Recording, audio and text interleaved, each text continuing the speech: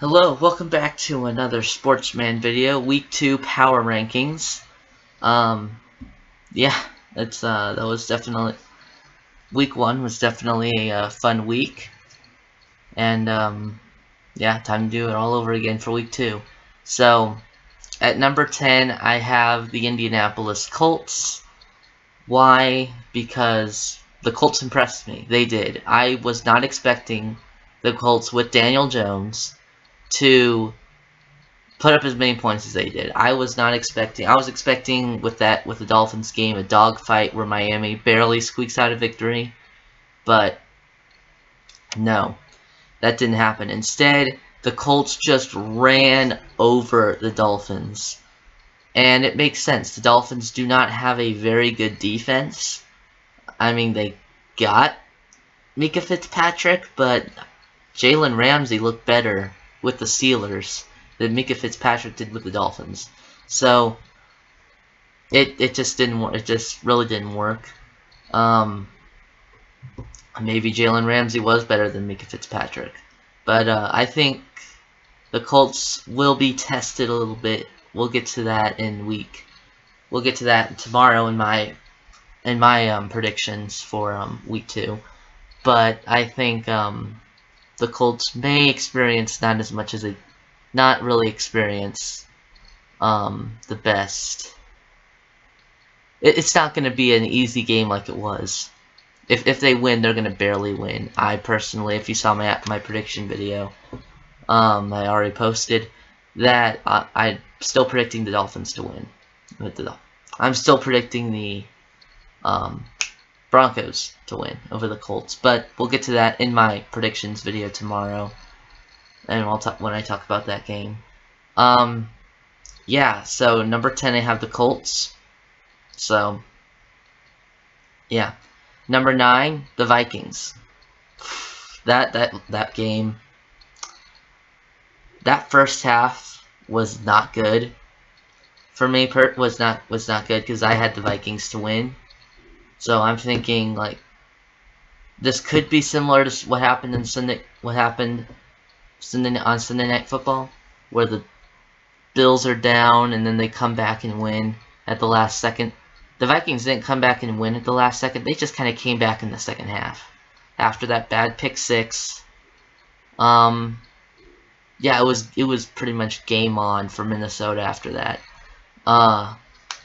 It worked. J.J. McCarthy, that second half after that pick six looked incredible. So, does this mean Minnesota is going to be insane? We'll see. We'll see how they do their games against Atlanta. The Falcons nearly at least sending it to overtime until Younghoe Koo missed the extra point for the Falcons. So we'll see how that goes. But the Vikings, I expected the Vikings to win, and I expected it to be a close game. But I wasn't expecting essentially the same thing that happened on Sunday night to happen. Just it happened sooner.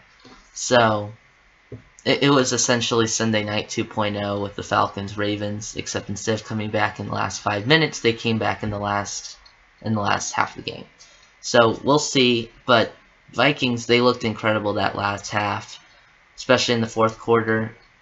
Defense and offense both were clicking there. The Bears, they also look good. They did, and I was expecting them to look well. We'll see how they do next week. But I think the future is up for Chicago, but the Vikings, they just were better at the time. So, which is what I predicted. So, yeah. Next I have the Broncos. The Broncos falling down in the rankings. Why? Because their defense was incredible, like I thought they would be. The offense was not, and that was concerning. The Titans nearly beat them. The Broncos got a touchdown towards the end of the game to kind of end it, but like the Titans were still looking pretty good. And when the Broncos muffed that punt, I'm thinking, oh no, Titans are going to win, aren't they? They didn't, fortunately. But Titans did impress me, and we'll see. We'll see what happens next week. They have, I don't actually know. I think it's the Rams or something, but we'll see what happens in that game. And, we'll see how the Titans progress as the season goes on. The Broncos, they nearly were on upset watch. I have the Broncos beating the Colts, but if the Broncos played like that against the Colts are going to easily win that game. So, but we'll get into that we'll get more into that for my predictions. Broncos are at number 8. They fell down. I had them at number 6 at week 1. They went down. They won, but they went down because, well, there are teams that played better than they did, and the offense was just kind of stalling in that game against a team they really shouldn't be stalling against, and the fact they were is concerning. So, yeah. Number 7, I have the Buccaneers. The Buccaneers, they also were on upset alert. That was not a pretty game, and they ultimately won, but that was another game I'm thinking if the Falcons win, oh no. But they didn't. Younghoe Koo, like I said, missed the field goal to force overtime. And yeah, it's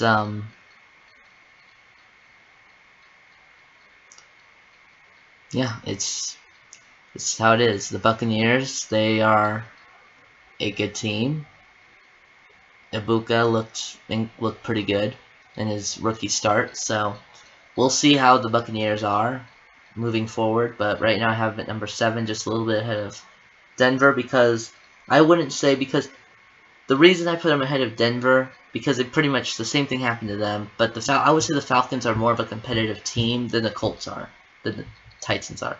That's why I have the Buccaneers over the Broncos. But number 6, this is going to probably shock a lot of people, but I have the Steelers. Yep, Steelers. They're in the top 10. They're almost at the top 5. Aaron Rodgers.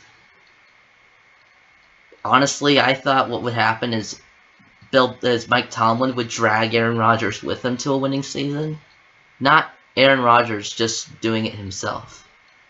And I was watching the Giants game too, just to see how Russell Wilson did. Justin Fields looked good in that game as well. Looked good with the Jets. Russell Wilson did not look good with the Giants. So I'm thinking, okay, Russell Wilson may have a little bit of fight left in him, and I think Aaron Rodgers is done with his career. Like, he's probably going to retire after this year. He probably will still retire after this year, even if they have a winning season. But Aaron Rodgers definitely impressed me. I thought Aaron Rodgers was just going to kind of play like he did with New York. But maybe it was New York that was the problem and not Aaron Rodgers. But, I mean, it's just one game. It's just week 1. We'll see. They got the Seahawks next week. So, we'll see how the Steelers play. But I have them at number 6 right now. They impressed me big time. I was not expecting the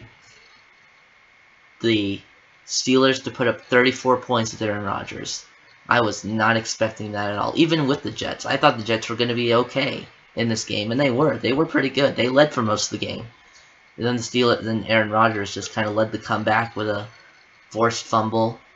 Also happening, a crucial fumble of someone just kind of slapping their hand at the ball, and just it luckily popped out for them. And it worked. Pittsburgh won. They barely won. Chris Boswell didn't make history, but kind of broke his record, kicking a 60-yard field goal. So we'll see. We'll see how the Steelers do. But right now I have them at number 6. I know it might be kind of early to tell if they're that good, but I think they are. Number 5, I have the Commanders.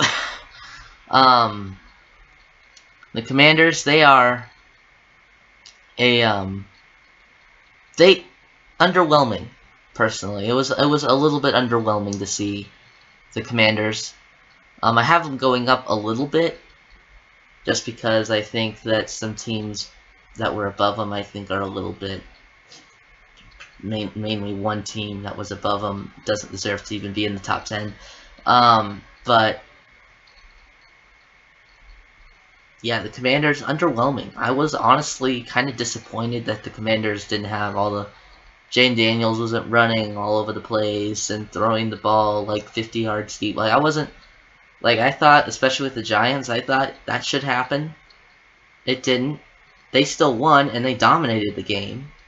But it wasn't as bad as it wasn't as bad as a blowout as I thought it would be. The Giants only put up 6 points. They put up 21. I think my score, I had the Giants at like 10 and the Commanders at like 42. That's kind of what I was expecting. Like 30 to like 10, like some kind of blowout like that. But underwhelming, in my opinion, for the Commanders. Jaden Daniels, as an Eagles fan, I hope Jaden Daniels has a sophomore slump so we can continue to win the division. But we'll see. We'll see how that goes. It might have just been one game. Same with the Broncos. Bo Nix, that might have just been one game. And they might look amazing next week. We'll see. But personally, I hope Jaden Daniels has a sophomore slump. If he does, great. We should win the division then. If he doesn't, we may have some problems. But overall, still a pretty good win for the Commanders. The Giants, they just didn't play well. They just disappointed everyone. And I honestly thought maybe Russell Wilson may get him to like maybe 3-5, 4-4 by week 8. And they can maybe put JJ McCarthy. They can maybe put in Jackson Dart in week 9. But the way Russell Wilson played, that's not going to happen. The Giants are going to be lucky if they can even get 3 wins by week 8. The way they were playing, especially because they got Cowboys next week. They've got to play the Eagles twice in that 8-week period. So it's not they got to play the Chiefs week 3. So we'll see. But yeah. Number 4, I have the Ravens. The Ravens, they had that game won. They did. They had it won, and they blew it. They blew it. Now I had the Bills winning, so I'm happy they blew it. But the Ravens, yeah, it's... When you're up 15 with 5 minutes left, do you think the game is over? Because it was supposed to be over. And I mean, how was that missed extra point really going to hinder you? Like, it should have been a 16-point game because they missed the extra point after that touchdown. So that 1 point, that missed extra point, if they just made that extra point, this would be a completely different... This game would have gone into overtime. And the Ravens may have actually not blown that game. But, Josh Allen, like, there's massive controversy. Who is better? Who is more of the MVP? Okay? The MVP, like, who deserved it more? In my opinion, neither of them deserved it. But, yeah. Josh Allen in Buffalo, showing to all the Raven fans who showed up for that why Josh Allen was named MVP over Lamar Jackson. And personally, I think, in my opinion, if it's between Josh Allen and Lamar Jackson, I would go with Josh Allen every time. I think Josh Allen is a better quarterback. And the defense and the offense was fine. The offense was moving. Both offenses were moving. The defenses just were letting everything up. The defense made a few crucial stops at the beginning of the game for the Ravens to make it a 2-score game. But then the Ravens just blew it. Then Derrick Henry fumbled. And then the Bills were able to get down the field and kick a game-winning field goal at the last minute. So, we'll see. We'll see how these two teams play in the future. Neither of them, both of them are going to be really good. But but I have the Ravens at number 4. Number 3, the Eagles. I don't have them at number 1 this week. Alright? I do not have them at number 1. The Eagles.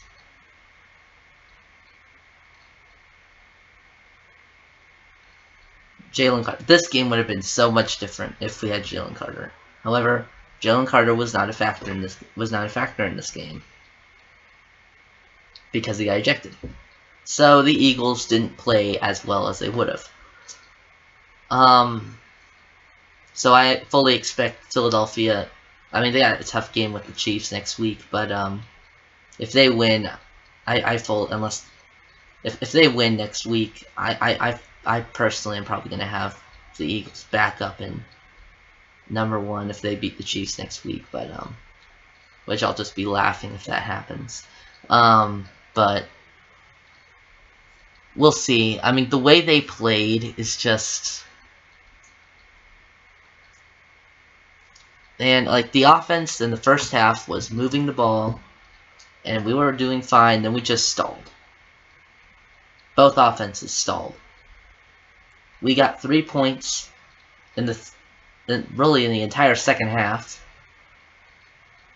and that was it. 24-20, that was it. All the scores except for that last field goal was from the first half. The defenses came to play partially because of fatigue. They had a rain delay, so they had to wait a little bit longer. But they ended up finishing probably around where they were in Philadelphia around midnight. So that game was crazy. It was fun. It was an entertaining game. We got to hang our banner. We got to make the Cowboys watch. So that was all in all a fun game, and we beat a rival, with or without Jalen Carter, but we beat him. And yeah, there you go. Number 2, I have the Bills. So kind of already talked about the Bills. They are the ones who came back over the Ravens.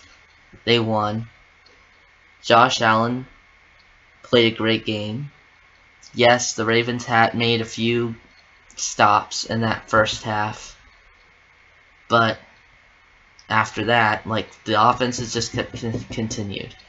But the score was also getting bigger because this lead for the Ravens were getting bigger because the Bills kept trying to do 2-point conversions and missed every time. So the defense did clutch up there for the Ravens, but other than that, the defense for the Ravens was non-existent, and the Bills' defense also non-existent. So we will see how these teams progress. We'll see how they do against a good offense, and we'll see how these offenses do against better defenses. So we'll see what happens.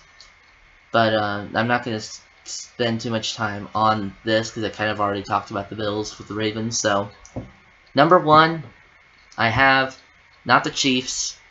The Chiefs I don't have in the top 10. I'm sorry, they just didn't impress me.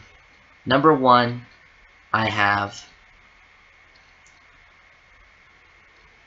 not the Chargers either. I have the Packers. The Packers looked like the most dominant team week 1. There was teams who barely won, aside from the Colts, who played a trash team, and then the Jaguars, who also played not fully a trash team, but still. The Packers played a real opponent, and they dominated. And Micah Parsons played minimal snaps, and he still got a sack. So the Packers are on the up and up. Do I believe necessarily the Packers are going to go to the Super Bowl, because that means the Eagles won't? And I think the Eagles will play a lot better than other teams will with the Packers. Because, well, the Eagles already know the Micah Parsons. I mean, we played against him twice a year. So now putting him on a new team with the Packers, I mean, we just have to game plan for him in that game. So I mean, I think personally, we should be able to be okay against Micah Parsons, and we will be playing the Packers this year, so that will be fun. We have some more revenge to get back with the tush push, but other than that, the Packers, they just look dominant. They look great out there. Offense was clicking, defense was clicking, and apparently they cannot stop the run. They weren't supposed to be able to stop the run since Kenny Clark. That doesn't exist. No, that just didn't work. So I guess Jerry Jones's logic again wasn't true. So yeah, but the Packers, they looked incredible. They did. And am I worried about the Packers going into the year and trying to defend our Super Bowl title? Yes. But I also know that Micah Parsons was on the Cowboys. We had to game plan for Micah Parsons twice a year. We were still able to win, at least tie those games. So I think we'll be okay. Yes, it looks bad with the Packers, but we'll see what happens. But anyway, I have two other channels. Southwest Gamer and Legos Models. So Southwest Gamer, I do gaming, like sport gaming, so like Madden, Retro Bowl College, Hoopland. Those are the kind of games I do on Sportsman, and then on Southwest Gamer, and then on Legos Models, it's Legos. That's what I do. So if you're interested in any of that, the links to those channels will be in the description, and I'll see you in the next video for my drawn out analysis of these games for week 2 tomorrow.